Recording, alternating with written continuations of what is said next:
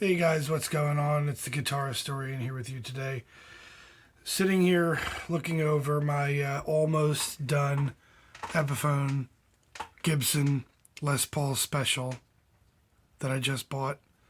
Some of you are probably going to think I'm crazy, but we're going to go over everything that I've done to this guitar from a modification standpoint, and we're going to get into it. So when I first bought the guitar, the first thing I did was I used this stuff called Montypresso, Monty's guitars out of England.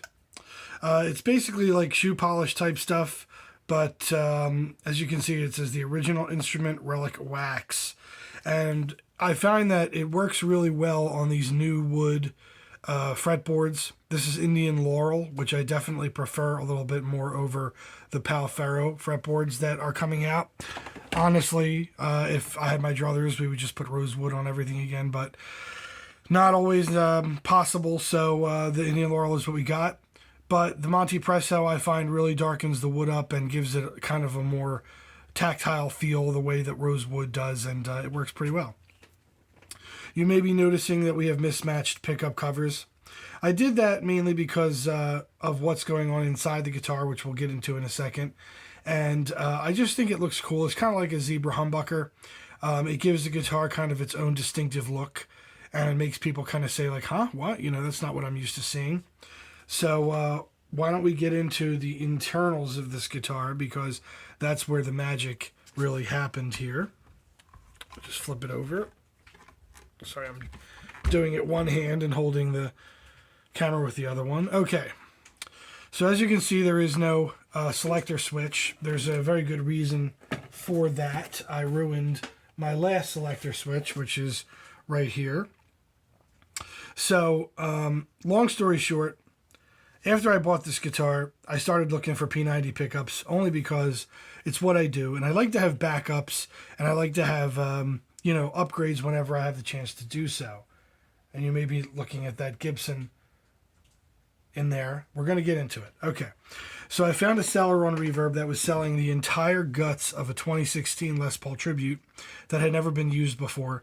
Brand new P90s, a whole PCB board there, the Switchcraft input jack, and the Switchcraft, as you can see, it is Switchcraft. If I can get it to Switchcraft. Anyway, the only problem is he didn't send me the right nut, and this nut is actually from the Epiphone.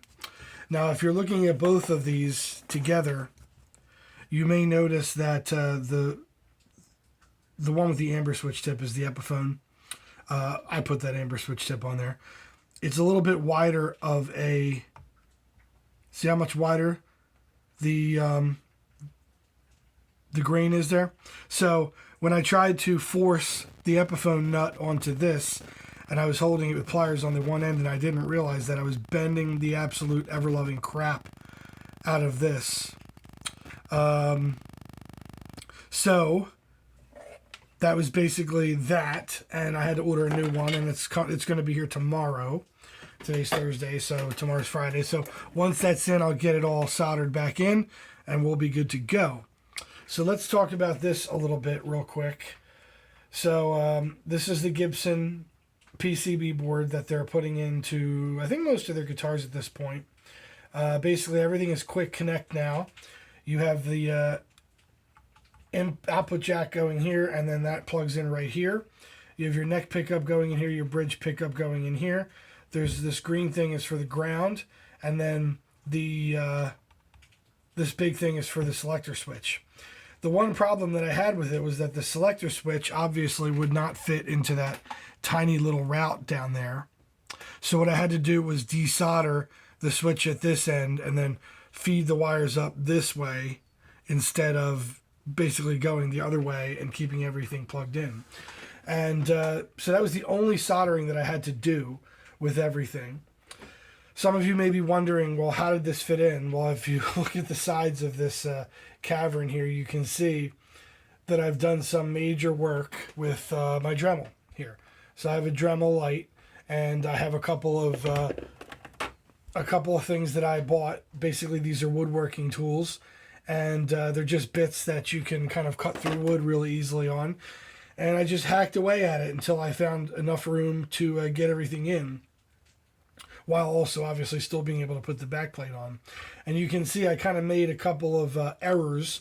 The Dremel can kind of jump around a little bit if you're not really careful. And if it hits like a hard piece of wood, it can kind of jump out. That's what I did here. So it's kind of like a battle scar of how I made this whole thing work. But in general, once this new Switchcraft switch comes in, it is the exact same switches that I pulled out of there. We're going to have 100% Gibson electronics in this guitar. So basically, with just a little bit of Dremel work and a little bit of time and gumption, I was able to basically turn this Epiphone into a Gibson internally. So basically, this is going to be a beast. When the P90s are Gibson, everything is 100% Gibson. So this circuit board fitting in here was actually the biggest surprise to me. I thought I was going to pull everything out and then find out that the circuit board didn't fit exactly right, and that I was going to have to scrap the entire idea because I don't have enough. Confidence in my woodworking skills to start poking holes or widening holes or messing around with that, because then everything would be loose and it would just be a nightmare.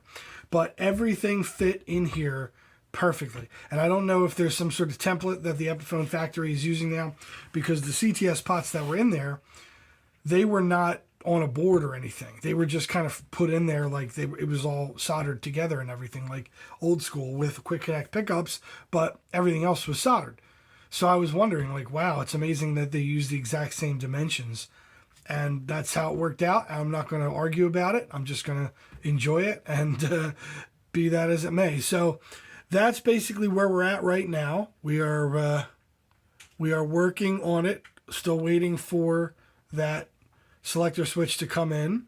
Once it does, this guitar will be ready to go, and we're going to do a monstrous playing video. So stay tuned for that.